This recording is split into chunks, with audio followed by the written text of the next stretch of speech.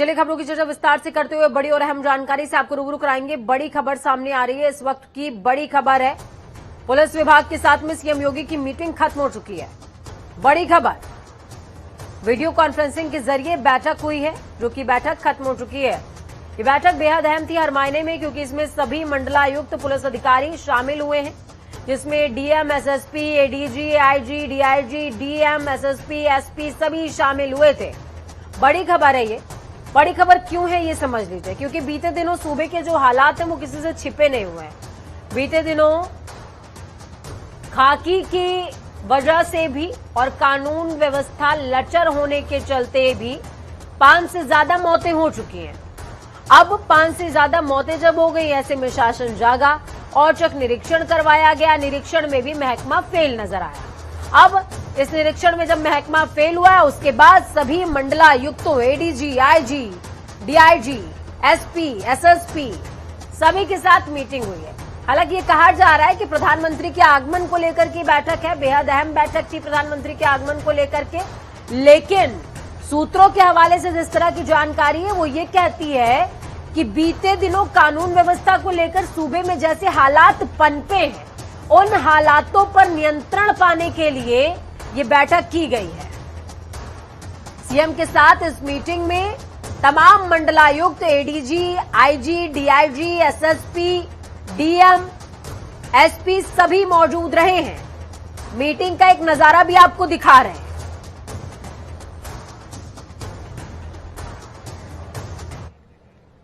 अब सरकार कह रही है कि 10 बजे से लेकर 12 बजे तक विभाग में आपको रहना है और रहने के साथ साथ लोगों की सुनवाई भी करनी है, लेकिन जो खाकीधारी हैं वो ये करने को तैयार नहीं है। करना पड़ेगा नियंत्रित, इसीलिए बैठक चल रही थी। खबरों में आगे बढ़ते हैं। मुख्यमंत्री योगी आदित्यनाथ ने पुलिस विभाग में उत्कृष्ट सेवा करने वाले कर्मचारियों को उत्तर प्रदेश पुलिस के मुखिया के कार्यालय सिग्नेचर बिल्डिंग में सम्मानित किया। इस समारोह में सीएम योगी आदित्यनाथ ने 75 पुलिसकर्मियों को सम्मानित करने के साथ ही उनको मौके पर ही सबक भी दिया है। उन्होंने कहा, उत्कृष्ट सेवा देंगे, सराहना होगी, लेकिन अगर कहीं थोड़ी सी चूक हुई तो जनता की दृष्टि में तुरंत खलनायक बन जाएंगे। इस बात का भी विशेष ध्यान रखिए।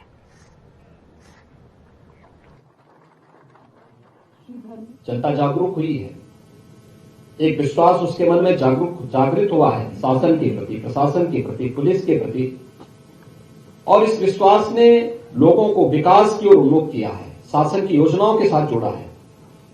आज उन्हें शासन की वे सभी योजनाएं उपलब्ध कराने का प्रयास किया जा रहा है जो आजादी के बाद लगभग 5 दशक तक जिससे वे वंचित थे। इसका लाभ हुआ पुलिस बल के लिए और भी महत्वपूर्ण हो जाता है, क्योंकि जनता के साथ जिसका जितना गहरा संवाद होगा, संबंध होगा, जनता के सामने आपकी अच्छाई भी और आपकी बुराई भी उतने ही निकटता के साथ देखने को मिलेगा। अगर आप अच्छा करेंगे, जनता इसे हाथों हाथ लेगी। अगर आप गलत करेंगे तो जनता फिर देखते ही देखते आपको नायक से खलनायक बनाने में भी देर नहीं करती है। याद रखना, जनता आपकी हर एक गतिविधि को नजर रखती है। जनता बेहतरीन माध्यम बनती है, और इसलिए अगर हम जन सुनवाई और जनता की समस्या का समाधान करते हैं तो जनता हमारी एक एक गतिविधि पर, हमारी बात पर, अपने व्यवहार पर, हमारी बॉडी लैंग्वेज पर, हमारी एक एक गतिविधि पर बहुत नजदीक से, बहुत अच्छे ढंग से उसको वॉच करती है। जिसको हम मानते हैं सामान्य गंवार है, तो गंवार नहीं है, आपसे ज्यादा बुद्धिमान है, आपसे ज्यादा अनुभव रखता है। हो सकता है उसके पास कोई सर्टिफिकेट न हो, कोई डिप्लोमा या कोई डिग्री न हो, लेकिन व्यावहारिक जानकारी वह हमसे ज्यादा रखता है। और जब अपनी बात को कहता है अपनी टूटी फूटी भाषा में, तो वह सब कुछ उड़ेल देता है, सभी ग्रंथों को उस समय माफ कर देता है कि वास्तव में उसका जो ज्ञान है वह असामान्य प्रकृति का है। तो मुख्यमंत्री को सुन रहे थे आप। मुख्यमंत्री ने साफ तौर पर कानून व्यवस्था को लेकर बीते दिनों जिस तरीके से पुलिसिया प्रणाली की धज्जियां उड़ी हैं, उसको समेटते हुए कहा कि अच्छा काम करेंगे तो पदक मिलेगा, और काम में जरा सा ऊंचा नीचा हुआ नहीं कि जनता नायक से खलनायक की भूमिका में खड़ा कर देगी। खबरों में आगे बढ़ते हैं। मुख्यमंत्री योगी आदित्यनाथ रविवार यानी कि कल जिला सिद्धार्थनगर और गोरखपुर के दौरे पर रहने वाले हैं। सीएम सिद्धार्थनगर में कई परियोजनाओं का शिलान्यास और लोकार्पण करने के बाद अपने 2 दिवसीय गोरखपुर दौरे के लिए रवाना हो जाएंगे। सीएम करीबन दोपहर 2 बजे सिद्धार्थनगर में लगभग 524 करोड़ की लागत से करीबन 300 विकास परियोजनाओं का लोकार्पण भी करेंगे और शिलान्यास भी। इस दौरान सीएम योगी योजनाओं के लाभार्थियों को स्वीकृति पत्र को भी वितरित करने वाले हैं। इसके बाद सीएम गोरखपुर के लिए रवाना हो जाएंगे। सीएम कल तकरीबन 3 बजे गीता वाटिका में बायजी हनुमान प्रसाद पोद्दार की जयंती समारोह में शामिल होंगे। फिर 4 बजे खनीमपुर में घरेलू पाइपलाइन गैस कनेक्शन के रेगुलेटर्स का उद्घाटन करेंगे। तो वहीं दूसरी तरफ समाजवादी पार्टी के राष्ट्रीय अध्यक्ष अखिलेश यादव आज गांधी जयंती के मौके पर राजधानी के हजरतगंज इलाके में गांधी खाद्य भवन पहुंचे। इस दौरान उन्होंने महात्मा गांधी जयंती पर गांधी जी की प्रतिमा पर माल्यार्पण किया, पुष्प अर्पित किया, उन्हें नमन किया। इस दौरान उन्होंने बीजेपी पर हमला भी बोला। अखिलेश यादव ने बीजेपी पर तंज कसते हुए कहा, बीजेपी कुछ भी कर सकती है। उन्होंने कहा, बीजेपी चुनाव जीतने के लिए कृषि कानूनों को वापस तक ले सकती है और चुनाव के बाद फिर से उसे लागू कर सकती है। भारतीय जनता पार्टी कोई भी साजिश कर सकती है। हो सकता है चुनाव से पहले ये जो किसान के काले कानून रहे वो वापस ले ले और फिर लागू कर दे किसान। यूपी का चुनाव जिस तरीके से हुआ था नोटबंदी की थी, अचानक हो सकता है कि तीनों कानून वापस ले ले उत्तर प्रदेश के चुनाव को देखते हुए, और जैसे ही उत्तर प्रदेश चुनाव खत्म हुआ फिर तीनों कानून लागू कर दें। इसलिए सावधान रहिए, भारतीय जनता पार्टी कुछ भी कर सकती है। युवाओं के रोजगार और बेरोजगारी का बड़ा सवाल है। समाजवादी पार्टी बहुत जल्दी युवाओं के लिए जिससे रोजगार मिल सके, उनका भविष्य बेहतर हो सके, उसका कार्यक्रम अपने घोषणा पत्र में लेकर के आएंगे। मैं इंतजार कर रहा हूं कि मुख्यमंत्री जी कब करेंगे 3x660 super critical thermal plant Uttar Pradesh में जल्दी से बिजली के कारखाने लेकर के तैयार हो जाएंगे और उसके बाद सस्ती बिजली उत्तर प्रदेश की जनता को मिलेगी। समाजवादी पार्टी के प्रदेश अध्यक्ष नरेश उत्तम पटेल पार्टी के नौजवान किसान यात्रा को लेकर पहुंचे और इस दौरान उन्होंने एक जनसभा को भी संबोधित किया। इस दौरान उन्होंने कानून व्यवस्था के मुद्दे पर सूबे की सरकार पर बड़ा हमला बोला। उन्होंने कहा, उत्तर प्रदेश की पुलिस अब सीएम योगी के कंट्रोल से बाहर हो गई है।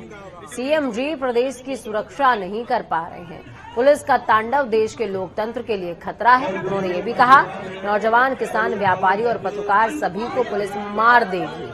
आगामी विधानसभा चुनाव में किसान, नौजवान और बेरोजगार योगी सरकार को मुंहतोड़ जवाब देंगे।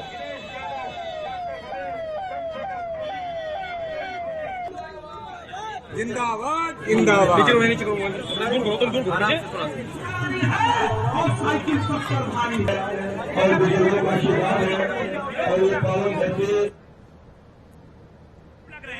कानून व्यवस्था पूरी तरीके से ध्वस्त है, अराजकता का बोलबाला है। पुलिस योगी जी के कंट्रोल में नहीं है। योगी जी उत्तर प्रदेश की सुरक्षा नहीं कर पा रहे। उनका कोई पुलिस के लोग नहीं सुनते हैं। व्यापारी को पुलिस मार देगी, किसान को पुलिस मार देगी, नौजवान को पुलिस मार देगी, पत्रकार को पुलिस मार देगी। पुलिस ने जो तांडव बना रखा है इस जिले में और प्रदेश में, वो हमारे भारत के लोकतंत्र के लिए बहुत ही घातक है। आपकी यात्रा का क्या उद्देश्य है? यात्रा का उद्देश्य किसान नौजवान पटेल यात्रा है। इससे किसानों की बदहाली, नौजवानों की परेशानी को लेकर समाजवादी पार्टी के राष्ट्रीय अध्यक्ष माननीय अखिलेश यादव के निर्देश पर ये किसान नौजवान पटेल यात्रा इसलिए निकाली है कि किसानों को उनकी फसल का मूल्य नहीं मिला, नौजवानों को रोजगार नहीं मिला, माताओं बहनों को सम्मान नहीं मिला। इन सवालों को लेकर ये किसान नौजवान पटेल यात्रा आज मैं फतेहपुर लेकर आया हूँ। आज देश भर में गांधी जी की जयंती मनाई गई, लेकिन एक तस्वीर ऐसी भी आई जिसमें गांधी जी के प्रेम में नेताजी बिलख पड़े और बिलख बिलख कर रोते नजर आए। ये तस्वीर संभल जिले की, जहां पर समाजवादी पार्टी के नेता गांधी जी की प्रतिमा पर सिर रखकर रोने लगे। इतना ही नहीं, बगल वाले नेताजी उनकी पीठ पर हाथ रखकर उनको ढांढस बनाते भी नजर आए। आप खुद वीडियो देखिए। बाबू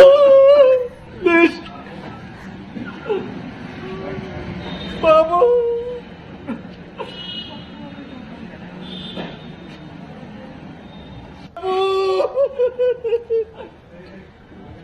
बाबू देश बाबू।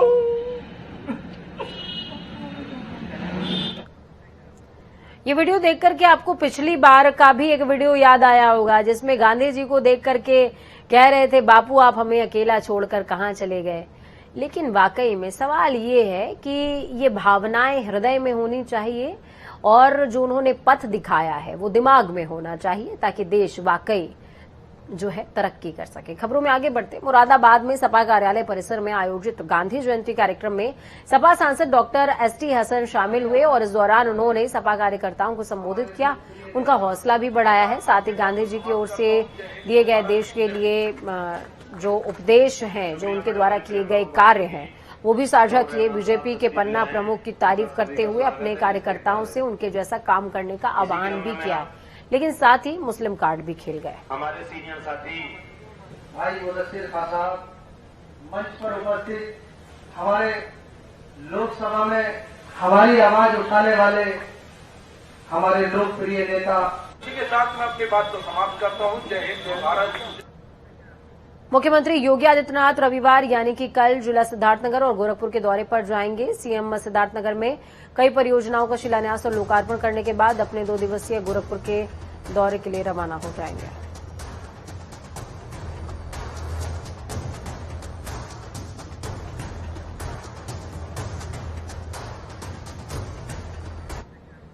देश और प्रदेश में महिलाएं बेटियों की सुरक्षा और आगामी चुनावों को लेकर उत्तराखंड की पूर्व राज्यपाल बेबी रानी मौर्य से हमारे संवाददाता ने खास बातचीत करी है। देखिए। भारतीय जनता पार्टी ने बेबी रानी मौर्य को राष्ट्रीय अध्यक्ष बनाकर मुख्य धारा में जोड़ दिया है। हमारे साथ स्वयं है पूर्व राज्यपाल उत्तराखंड बेबी रानी मौर्य। उनसे जानेंगे कि ऐसे अचानक क्या कारण रहे कि उनको राज्यपाल का पद त्याग कर मुख्य धारा में आना पड़ा। सीए जानते हैं ऐसा क्या कारण रहे कि अचानक ही राज्यपाल का छोड़ दिया और राष्ट्रीय अध्यक्ष बना दिया।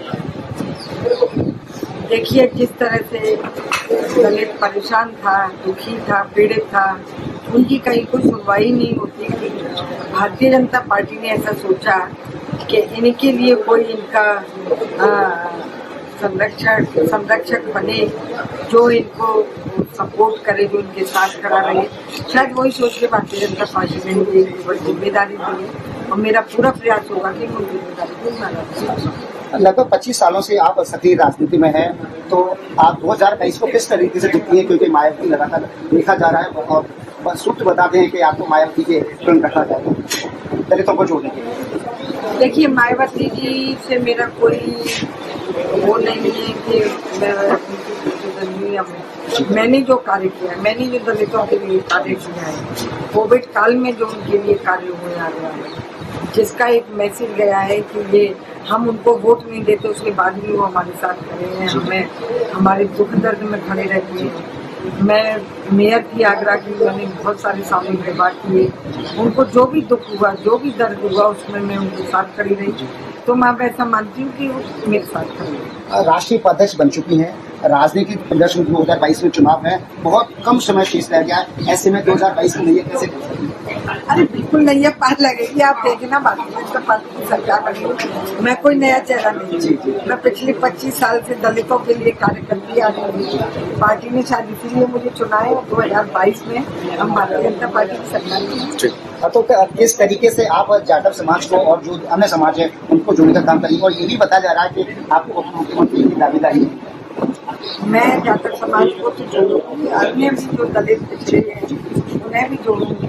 बाकी काम पार्टी का है, वो क्या करेंगे। आप आगरा से बिलोंग करती हैं। आगरा में कई विधायकों और कुछ सांसदों की पुष्टि चस्पा की गई है कि लापता है, तो ऐसे में किस तरीके? अरे सब अपने अपने क्षेत्रों में लगे हुए हैं। अगर आपको टिकट मिलती है तो किधर से लगे? मैं टिकट नहीं मांग रही हूँ, ना मेरी कोई ऐसी मंशा है कि चुनाव लड़ूंगी। पार्टी की मंशा शायद ये है कि डिप्टी सीएम आप जब बनेगी तब देखेंगे। 2022 को किस तरह से भाजपा आ रही है? मनीष हत्याकांड केस लगातार सुर्खियों में बना हुआ है, तो वहीं सीएम योगी आदित्यनाथ के निर्देश पर यह केस गोरखपुर से कानपुर ट्रांसफर हो चुका है। केस ट्रांसफर हुए अभी 24 घंटे भी नहीं बीते कि एसआईटी कानपुर की टीम ने गोरखपुर में धावा बोल दिया। दरअसल एसआईटी घटनास्थल होटल कृष्णा पैलेस में पहुंची और वहां पर कमरा नंबर 512 की छानबीन भी करी है। आपको बता दें कि टीम में डीसीपी दक्षिण रवीना त्यागी, एडिशनल डीसीपी पश्चिम ब्रजेश कुमार श्रीवास्तव मौजूद रहे।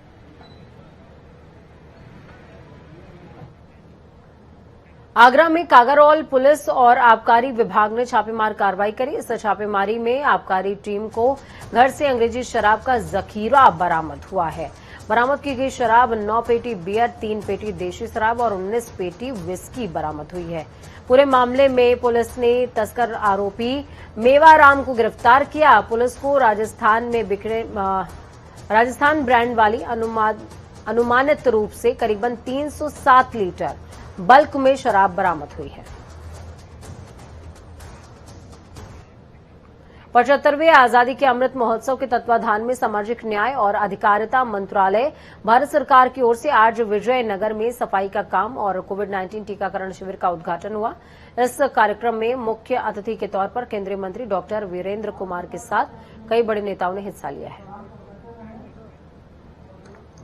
2 अक्टूबर राष्ट्रपिता महात्मा गांधी जी का और हमारे जय जवान जय किसान का नारा देने वाले लाल बहादुर शास्त्री जी पूर्व प्रधानमंत्री जी का जन्मदिन है। देश के प्रधानमंत्री आदरणीय नरेंद्र मोदी जी के द्वारा स्वच्छता अभियान की शुरुआत 2 अक्टूबर से ही की गई थी और इस स्वच्छता अभियान के दिन हमने ये तय किया कि हम गाजियाबाद जाएंगे। वहां पर जो हमारे सफाई कर्मियों भाइयों बहनों की जो बस्ती है उनके बीच में जाकर, वो तो 365 दिन जाकर सब लोगों के बीच में जाकर स्वच्छता करते हैं। हम आज के दिन स्वच्छता अभियान के लिए उनकी बस्ती में जाएंगे, वहां के न केवल स्वच्छता करेंगे बल्कि उनके साथ में बातचीत करेंगे और शासन की जो योजनाएं हैं उन योजनाओं का लाभ उन तक पहुंचे, वो आत्मनिर्भर बने। केदारनाथ धाम में तीर्थ पुरोहितों ने देवस्थानम बोर्ड को भंग करने की मांग को लेकर आंदोलन फिर से शुरू कर दिया।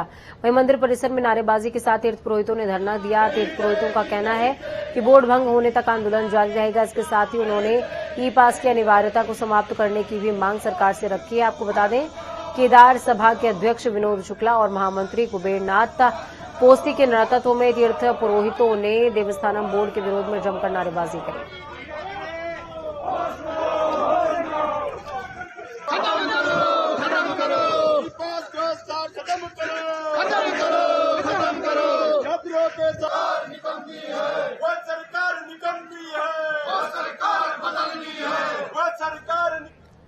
पूर्व मुख्यमंत्री हरीश रावत आज कोटद्वार दौरे पर रहे। वहीं कोटद्वार विधानसभा में आज स्थानीय लोगों की ओर से 7 कार्यक्रम आयोजित किए गए, जिसमें बतौर मुख्य अतिथि हरीश रावत शिरकत करते नजर आए। इस दौरान भारी जनसैलाब में पूर्व मुख्यमंत्री को सुनने के लिए कार्यक्रम में मौजूद लोग रहे। ऐसे में पूर्व मुख्यमंत्री हरीश रावत ने प्रदेश सरकार को आड़े हाथों लेते हुए कहा, ये सरकार केवल अवैध खनन में और भ्रष्टाचार में संलिप्त है।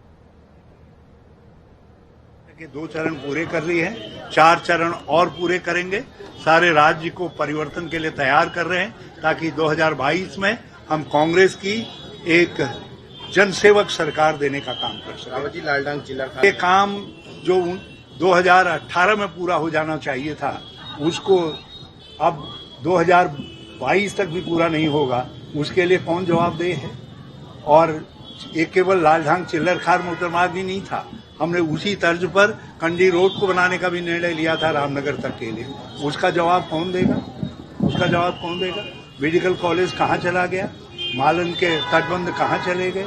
केवल यदि है आज कोई साक्षात सत्य है कोटद्वार के अंदर तो वो खनन है, नदियां खोदी जा रही हैं, यही दिखाई दे रहा है और बाकी कुछ नहीं है। तो वक्त यहाँ पर छोटे से ब्रेक का। ब्रेक के उस पार खबरों का सफर लगातार जारी रहेगा। बने रहिए जनता टीवी के साथ। जनता टीवी की ये कामना है कि आपका आने वाला कल आज से बेहतरीन हो। नमस्कार।